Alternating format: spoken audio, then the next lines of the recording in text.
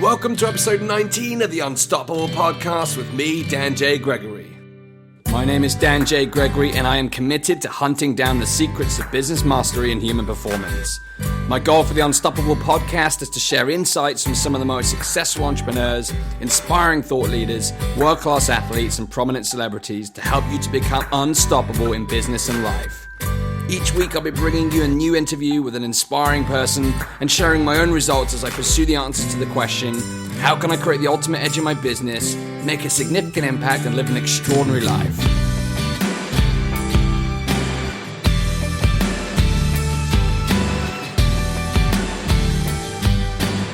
Welcome to the Unstoppable Podcast, episode 19. I hope you had an amazing weekend. I spent the weekend down in my hometown visiting my family and celebrating my sister's birthday. So we had a fantastic time out in the sunshine down by the coast. And as it's the first day of the second quarter of 2016 right now, today's episode is going to be all about planning for this quarter.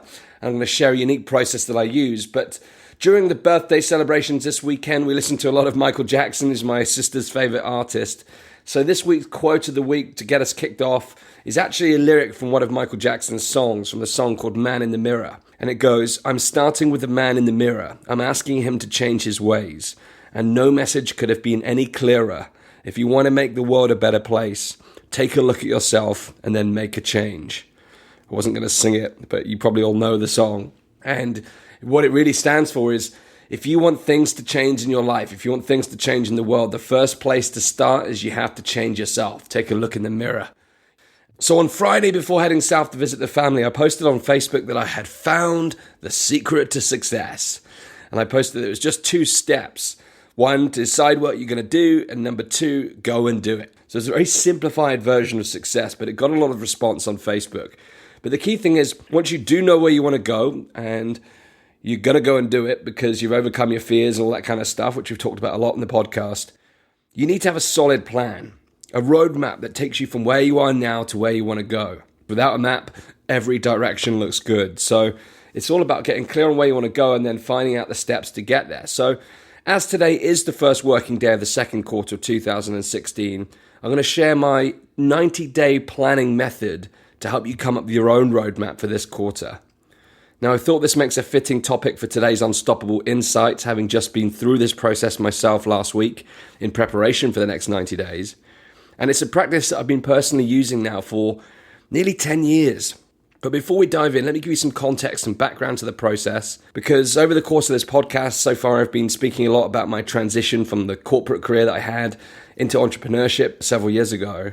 But this process I'll be sharing today is an evolution of a process that I originally was introduced to by a guy called Craig Donnell, who was a great leader who I had the absolute pleasure of working directly with for 12 months at the beginning of my career. It really got me on a good footing and actually opened my mind to the world of personal development.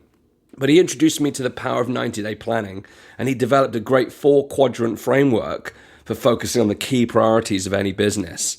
So number 1, looking at your financials, how you can drive profitability by creating even more value for your client base. Number 2, in terms of customer, how do you improve upon the customer experience to make sure you're delighting your customers? Number 3, process, how are we being efficient? Are we adhering to the highest standards of quality in everything we do? And number 4 was people, the heart of the business. And that was really number 1. And how are we going to develop our people over the next 90 days? How am I going to personally develop over the next 90 days as a leader? This 4-quadrant process was incredibly powerful, and the aim was to create a 1-page strategic document that would become the driving force of all activity for that particular quarter. And for me, the process created such phenomenal results that following that year working with Craig, I've continued to use and evolve this process, this 90-day planning process, in both my business and my personal life ever since. The 90-day planning process is really an opportunity to hit both the pause and the restart button at the same time before jumping back on the play button. The 90-day process enables you to review and reconfirm where you're going, clarify what you want to accomplish. Secondly, it helps you to reflect upon what you've done so far and how far you've come. And then thirdly, it helps you to refocus on what matters most going forward. So there's 5 steps to the 90-day plan that I've now evolved since that initial 4-quadrant, 1-page process. And the first step is to revisit my vision. The process always begins with looking at the long-term focus and starting with your big, hairy, audacious goal. That's something that Jim Collins came up with in his book, Built to Last. And it's common practice amongst many entrepreneurs and business leaders around the world now to use this terminology, big, hairy, audacious goal or big, hairy ass goal, whatever you want to call it. But what it is your ultimate vision. It's your long-term vision that doesn't necessarily have a timeline on it yet, but you know it's where you're ultimately heading and that one day you'll achieve it.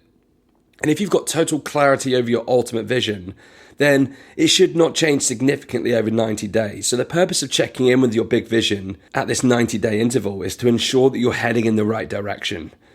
Your big, hairy, audacious goal is the big mountain in the distance.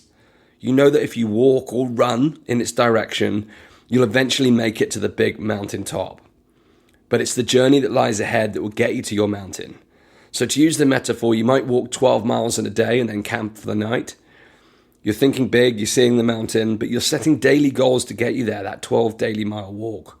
The 90-day plan is your opportunity to check your map and make sure that you're walking and running in the right direction. So I break my vision into a yearly map so that the next step I will take, step 2, is to review my 1-year goals, my big 5. So each year I set 5 major goals that become the driving force of everything that I do. So I use the 90-day interval to review my progress and recommit to my annual goals. So you can ask yourself, is what I'm doing right now giving me the results that I'd hoped for? In light of what's happened in the previous 90 days, is there something I should give more attention to? Do I need to be thinking bigger in any area? What's working that I should do more of? What's not working that I should change or stop doing altogether? Where is the bottleneck in my business or personal life that I need to work upon? Finally, the 90-day planning process is an opportunity to clarify that your annual goals are still right for you. So unlike your long-term vision, a lot more can change within a year. So the first step is to check your progress, but then it's reconfirming and recommitting to your annual goals and making any necessary adjustments. So to give you an example, when I started this year, one of my major goals was to relocate to London. Originally, I set the plan to relocate to London and find a nice apartment on the west side of London, near the riverside.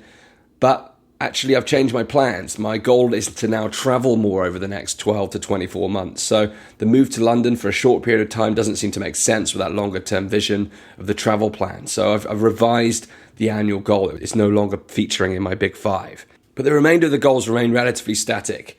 Some of them I've revised upwards slightly based upon some gains that I've made within the first 90 days, but the others have remained the same. So ask yourself, am I working on the right goals that will bring me closer to my long-term vision? Once I reconfirm my annual goals, I'll then make the adjustments I need to and then move on to step 3, which is setting the 90-day goals. And like my annual goal setting process, I've got a number of rules that I abide by. Firstly, choose less than 5 outcome-based goals. Productivity studies have shown that you really can't focus on more than 5 items at any one time. And when I first started setting 90-day goals, I set 10, 15, 20 goals. Honestly, it was just way too much. It was way too ambitious for a 90-day time period. So don't try and impress yourself with a long list of objectives, and don't try and sneak in any bonus goals by creating sub-goals. That's something I've done a number of times in the past. It's just a recipe for disaster, and ultimately it means you lose focus and you'll accomplish very little. So instead, focus on a handful of objectives that you can almost repeat from memory. I recommend you keep it down to 3 to 5 goals at most. Also, be sure that they're outcome driven. In other words, they achieve a desirable result, end result in some way. Rule number 2 is to write all of your goals in the present tense as though you've already accomplished them. So for example, it's the 30th of June and I'm so happy and grateful that I've successfully enrolled 24 clients into my new Unstoppable Entrepreneur coaching program. Rule number 3, all goals must be action orientated. In order for you to act on your objective, it must be actionable. Each objective must contain a verb, e.g. achieved, launched, downloaded, enrolled, purchased. It must be clear what the action is within the goal. Rule number 4 is all goals must be measurable. When you complete your review in 90 days' time, it should be really straightforward to determine whether or not you've accomplished the objective. The only way to do that if it has a clear method of measuring your achievement. Number 5, all goals must be prioritized. Your most important goals should go at the top of your list, your second most important objective should go next, and so on. So with these rules in mind, What 3 to 5 outcomes will have the greatest impact on your business and life over the next 90 days? Once you've set your goals, allow yourself 24 hours before moving on to the next step. What this does is it gives you the opportunity to sense check your goals. What I mean by that is I check that the goals I've set are the right goals for me right now. So I'll ask myself 3 questions. Number 1, on a scale of 1 to 10, what is my level of desire to accomplish this goal? If my level of desire is below an 8, the goal isn't exciting enough, so it might need revisiting or scrapping altogether. Maybe it's just not a big enough goal. Number 2 is, will accomplishing this goal make me proud? That's a simple yes or no answer. If it's no, then it's time to get a bigger, more exciting goal. If it's not something I'm going to be proud of, it's not the right thing. I could probably 10x it and still it wouldn't be the right thing. So that's the sense check, number 2. Number 3 is on a scale of 1 to 10, what is my level of belief that I can actually accomplish this goal? If my level of belief is below an 8, I need to evaluate whether I feel the goal is simply too big or whether I have a low expectation of myself due to my own limiting beliefs. And when you ask yourself this question, you're going to instinctively know in your gut what the truth is. In many cases, it's not the goal that's the problem. It's perhaps you need to go work on yourself to raise your own levels of belief, because otherwise you won't be celebrating this achievement unless you believe that you can in 90 days' time. So once I've confirmed my top 3 to 5 goals for the next 90 days, the next step is to develop my 90-day project plan. So step 4 is to create my 90-day one-page project plan. So this is a principle that's remained ever since that first inception when I was working with Craig. So for each goal, I'll develop a one-page project plan which outlines the major strategies, tactics, steps, and actions that will need to be completed in order to reach my goal. Before getting into action, I want to be sure that not only do I have a clear target, but I also have a clear strategy and a clear roadmap. So I want to be able to move from thinking to action and stay in action mode. All my thinking is done at the start of the quarter so I can get into that gear of doing. I may not know all the steps straight away, in which case, I'll schedule some time to do the research what's required before finalizing my plan. But once I know my strategies for achieving the 90-day goals, I'll then break each project plan down into a set of critical milestones. This gives me a certain number of specific waypoints to work towards over the 90 days.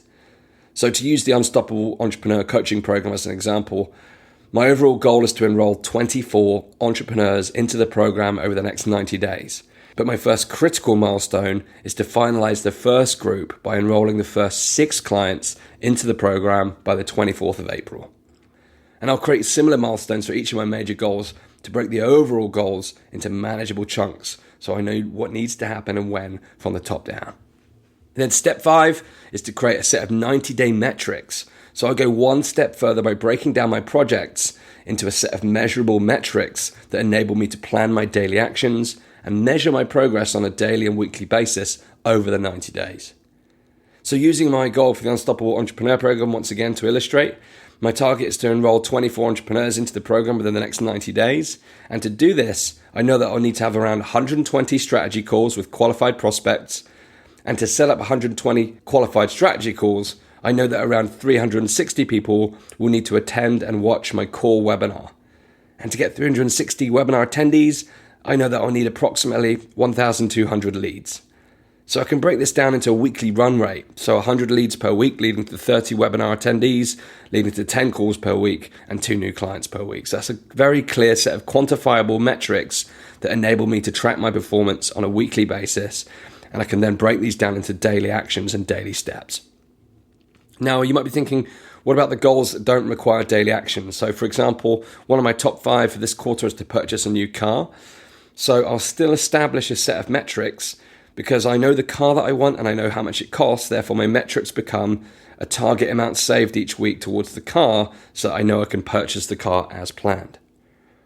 So once my project plan, milestones, and metrics are all complete, I'll set up my weekly schedule in accordance with my goals.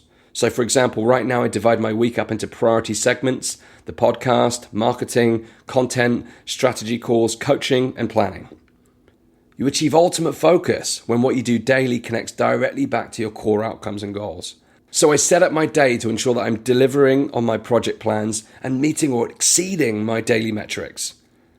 All of my project tasks go into my to-do system and I know what needs to be done and when. And then those tasks get slotted into those relevant segments of the week that I set up to do those core areas. So now the plan is complete, it's time to make it happen. It might sound like a lot of work, but in the words of Brian Tracy, every minute that you spend in planning saves 10 minutes in execution. This 90-day process means that you can be laser focused on your core outcomes. Once you've set up your 90-day plan, take the time to review your progress against your metrics on a daily basis and complete a full review of your plans once per week. There is a final part to this 90-day process, but I'm going to save it for next week's episode.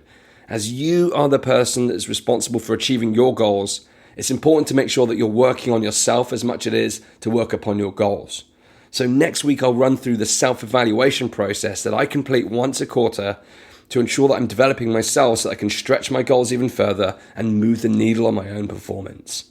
So this week's challenge, your challenge this week is to come up with your own 90-day plan, set your top 3 to 5 goals, create your one-page project plans, and set the metrics that are necessary to ensure that you achieve your most important goals. Come and share your top goals in the Unstoppable Mastermind. The Unstoppable Mastermind is a private Facebook group for the Unstoppable Tribe. So go over to www.unstoppablepodcast.com/tribe to join the group for free and come and join the conversation. Come and share your top goals and have a group that you surround yourself with that will support you in achieving your goals. Coming up this week, this Thursday's guest on the Unstoppable podcast is Craig Ballantyne. Craig Ballantyne has been the editor of the Early to Rise blog since 2011. Early to Rise is an incredible online resource dedicated to helping you live a richer, fuller life, and you'll be able to learn specific, actionable strategies to accomplish all of your goals one day at a time. Craig is also a strength and conditioning coach in Toronto. He's the author of Turbulence Training, a contributing author to Men's Health magazine, and a member of the training advisory board for Maximum Fitness and Oxygen magazines. Craig continues to study the latest training, supplementation, and nutrition research to help his clients improve health and wellness, as well as their physical and mental performance. Tune in on Thursday on iTunes or Stitcher. It's going to be a great episode. And be sure to subscribe to the podcast to ensure that you're receiving all the latest episodes. If you enjoyed this episode or got value from it, please do share it on social media. The Unstoppable podcast is growing fast thanks to you, the Unstoppable Tribe. And that is all for this week. Until next Thursday, unleash your greatness, ignite your movement, and build your empire. You are unstoppable.